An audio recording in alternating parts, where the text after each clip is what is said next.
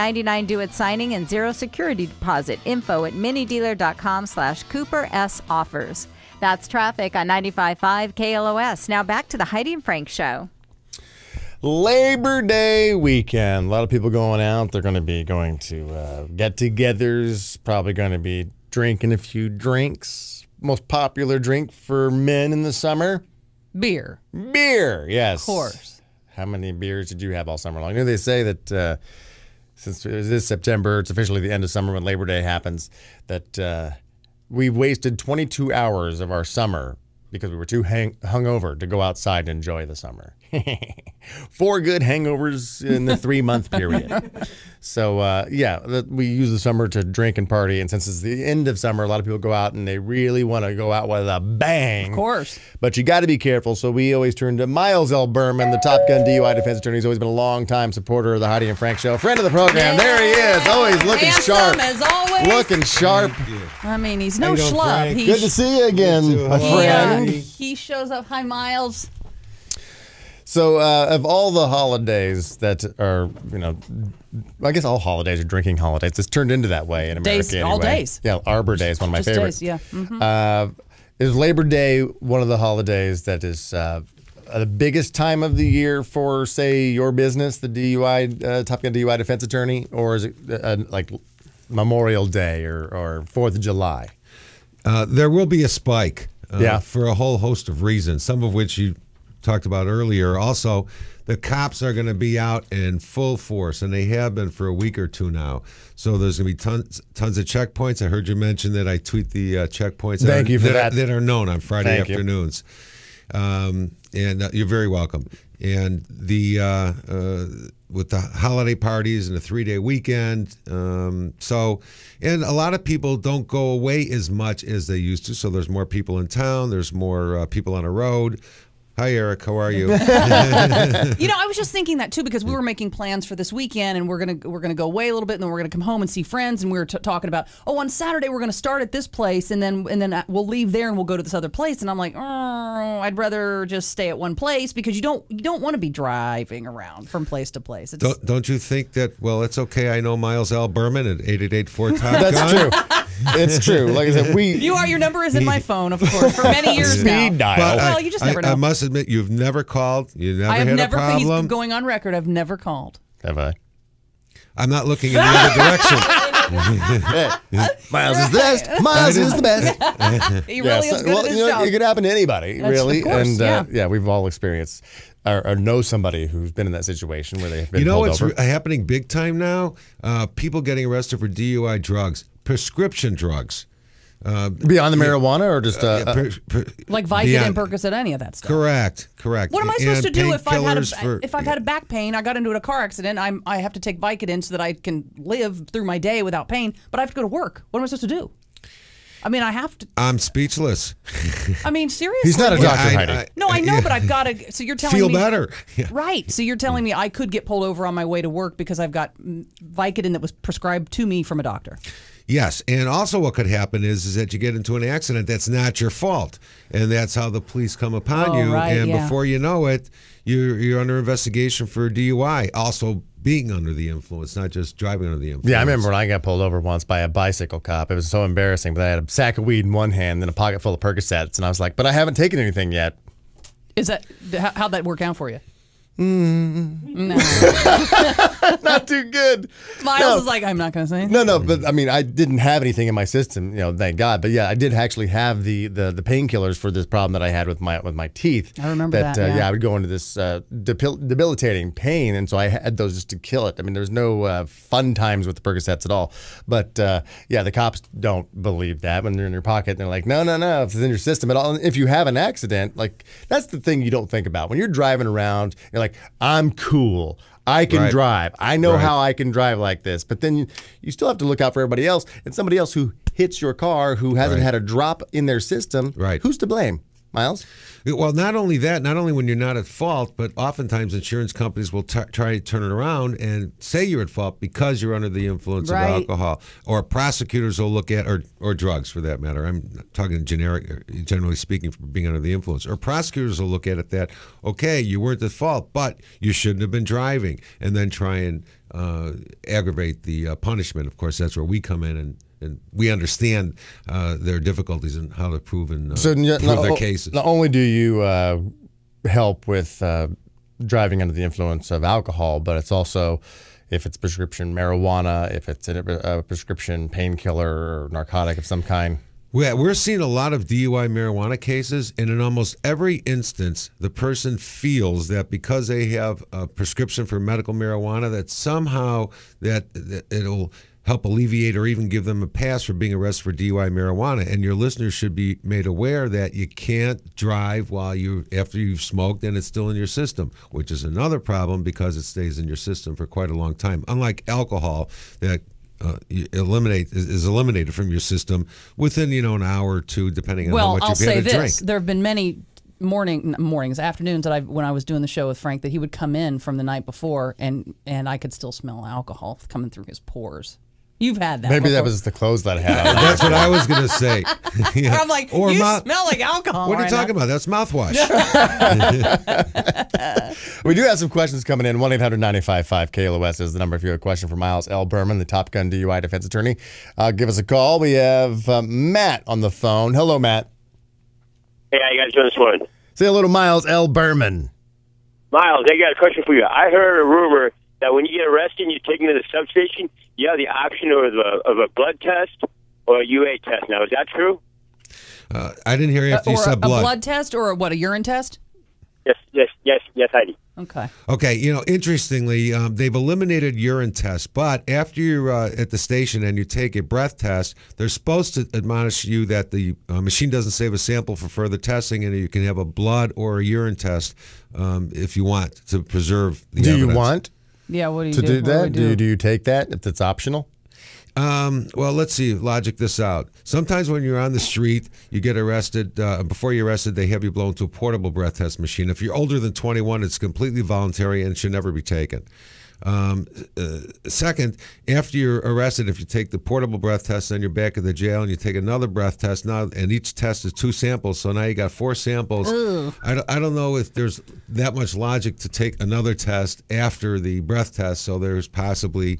But you got to realize, Miles, I'm wasted at this point, so logic is out the window. Right. So I don't take that test, the first test. You shouldn't even take the first one. He's saying when you get pulled over. But when I get arrested, then I go down there, I take the one breathalyzer, and they say, "Hey, do you want a blood test?" No, right? I would say that it's probably best not to give them more evidence. Yeah. Let's go. But every situation is different. But that's my general answer. Benjamin's got a question. Hello, Benjamin. Hey, how's it going, Frank? You're on with Miles L. Berman. Hey, Miles, how's it going? I just wanted to give you a quick question. I take Percocet because of my shoulder. I have bad shoulders, 2 screws in there. And I was just wondering, I drive for a living. So is it not okay to take it and drive, or just get home, take it, and then don't drive at all? Yeah, Percocet, like other drugs, it depends on a level that you have in your system. If it's therapeutic, that's one thing. But if it's above therapeutic, then you're subject to being prosecuted. I mean, you can be prosecuted anyway because they find out the levels after through a blood draw, which is after. But is therapeutic relative to the patient? Because it is. Well, there's functioning alcoholics who can walk around with a .30 when they should be in a coma, and it's like, no, this is just me being an alcoholic. Yeah, for some people that is therapeutic. Right. I have prescription vodka. That's pretty high. Takes the edge off. But that's really high. The answer to the question, Benjamin, is it just depends on the what's prescribed and how much you have in your system. And when you're taking medicine properly for actual pain and it's not recreationally, you're not getting high because it's taking care of this shoulder pain. It's when you don't have the shoulder pain and you take a drug that it's like, woo! If you've taken the one dosage, it's not doing it for you anymore. Then you start taking 2 and you start taking 3 and then you become acclimated to the stuff. Then they take your blood and it's like, my God, you have this much in your system. You must be wasted. And it's like, well, maybe it's not. Maybe I've become acclimated to my medication. My prescription probably should have changed, but I haven't gone back. I just start taking 3 pills at a time. Right. Right. You somewhat build up a tolerance after a while. But again, prosecutors will look at it that it's almost like zero tolerance. It's like my tolerance to light beer. Doesn't affect me at all. That's why I drink it if I'm the designated driver. I drink a bottle of wine, you'd never know I had anything. Now, here's the thing. They said men drink beer over the summer. That's the #1 drink for guys. And women drink white wine.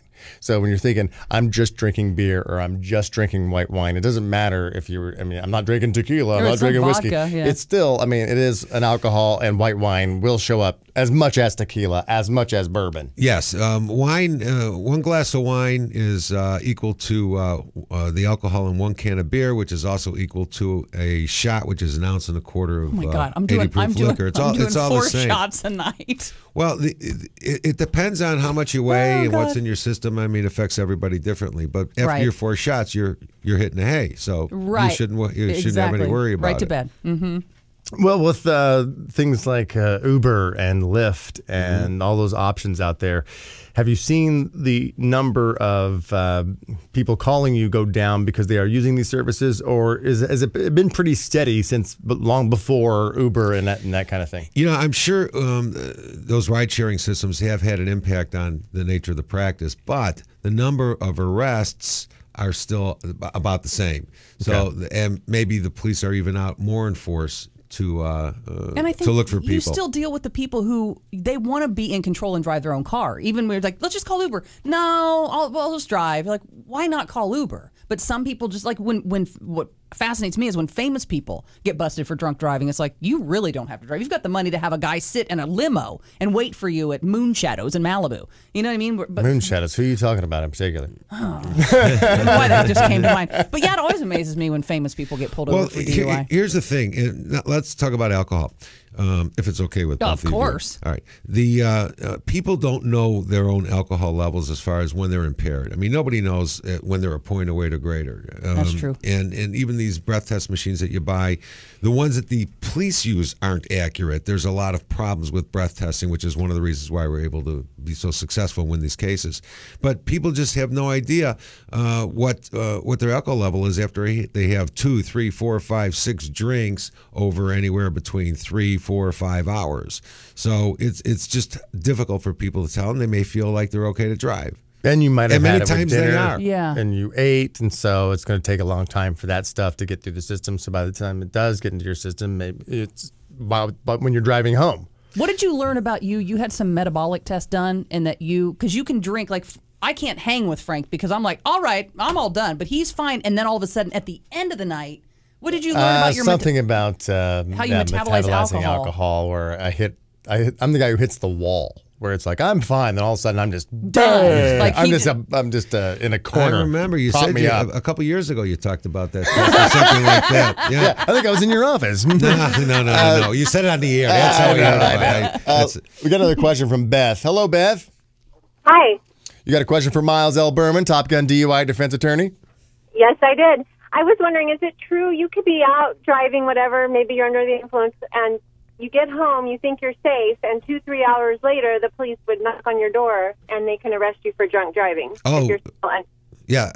Hi, Beth. What? That actually happens on a semi-regular basis. I mean, it's not all the cases that we have, but we get calls like that. No, I hit home plate. Yeah, the cops think you're out. Damn it! And it's not even a couple of hours. Here's where we see it commonly, where there's an accident, and depending on the seriousness of it, sometimes people actually drink a little more. But they go home, or their accident occurs near their house. Somebody picks them up. They go home. They're very nervous. They're very upset, and they start drinking. The cops find the car, or there's a witness that calls it in. So they run the plates. From the plates, they go to the house, and there they start to talk to. They want to talk to who the driver is. So usually the driver doesn't answer the door; it's somebody else in the house. Yeah. And that's in the case of an accident. But what if? But the cops will make the arrest, even though they're told on the scene at the house or the residence that the person's been drinking. It doesn't matter to them. It's like, tell it to the judge. So what if someone reported you, like, if report a DUI, see somebody driving erratically, call up 911 and say, I see this car, we give them the license plate number. There was no accident. You made it home. They run your license plate based off of the 911 report, and then they go to your house. There was no accident, and they knock on your door. Don't answer the door. Guess who's not home? Guess who's not home? one can argue that maybe that they would have to get a warrant at that point if they didn't see the person run in, if they have no information. But they the could say, "I did ran answer into the door." house. I answer the door, and they're like, "Hey, you been home all night?" And I'm like, "Well, no, actually, I was out a little bit, but." It's really intimidating. It's the same type of intimidation when somebody gets pulled over and the police come to the window and they ask you to start investigating and asking you questions and then tell you to step out of the car. It's as intimidating there as it is when there's a police officer or officers knocking on the door looking for somebody. Now, I've heard you say when they do that, when they pull you over and they say, "So, where have you been?" You don't have to tell them where you've been. Yeah, you don't have to tell police when they pull you over where you're coming from, where you're going to, how much you had to drink. Really, your only responsibility, Frank, is to identify yourself, give them your driver's license, your proof of insurance and registration. But again, people are very intimidated. I think it's because of the videos you've seen on the internet where that woman who was killed, she said that she was being. I mean, she wasn't being cooperative. She was like, I don't need to tell you anything. And he's like, could you put your cigarette out, ma'am? Get out of the car. And he starts tasing her and stuff like that. It's like, wait. It's intimidating, I wasn't answering your questions. I gave you my license, and I asked you what the charge was. Yeah. And then she ends up, getting arrested, taken downtown. They find her dead in her cell the next day. I think with these videos and now all these cop cams they have now, the LAPD has the cams on there. I guess that will be used in court too if they have a camera on you and you're all like, "Hey." Yeah, we're actually looking forward to it. The cameras and the videos have almost always helped us in court. Usually, when the officer writes down the report, he writes it down from his memory at some point in time later, and they really can't remember all the details, but they do sometimes put down details that are incorrect. So when we see the video, and oftentimes police officers have never met the person before. 99 out of 100 times, and they don't know what the person's normal speech pattern is. That's right. And then when the person's actually talking on the video, his speech is clear, it sounds sober, it's his normal speech pattern. So, police are trained to look, investigate, get people off the road because they feel it makes the road safer, which it does. But what they do on the street and what they do in investigation is totally different when how it comes across in court, which again is why we're so successful at trial in these cases. Yeah, Top Gun DUI defense attorney Miles L. Berman with us. If you do have an issue this weekend or any weekend, be sure and give him a call. The number? 888-4-TOP-GUN. The number 4. The number 4, yeah. TOPGUN. Just put it in your phone right now. You're listening. Just put it in there. I did it years ago. It's in my phone. What Hopefully number? I never need it. 888, the number 4, Top Gun. Easy. Easy. It's easy to remember, but you might as well. Why do you have it under phone. booty call? Do you guys doing something? He's a handsome I know fella. you guys doing something I don't know about behind the closed doors. Thank you. Look at that. All right. And he doesn't age either. That's another. Has he aged in 15 years? No, he hasn't. The two How of do you us. do it, man? 15 years? You guys been in town that long? My God, it was like yesterday where we had dinner at that sushi joint in the valley. Right. Teru Sushi. Laurel Canyon, Ventura Boulevard.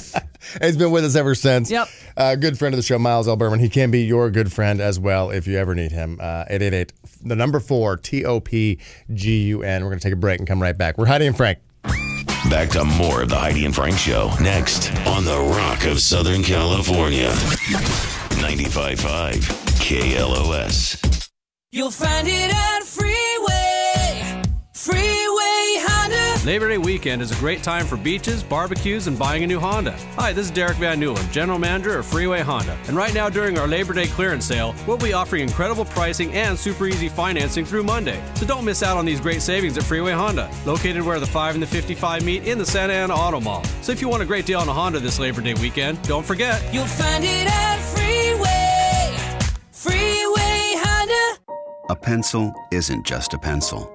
It could write the essay that could get the A that could raise the grade point average, the grade point average that could earn the scholarship that could pay for the university that could lead to the dream job. A pencil isn't just a pencil. A little goes a long way. The California Lottery thanks you for helping us support public schools for 30 years. Please play responsibly, must be 18 or older to play. Mood swings, impulsiveness, and forgetfulness. If you have ADHD,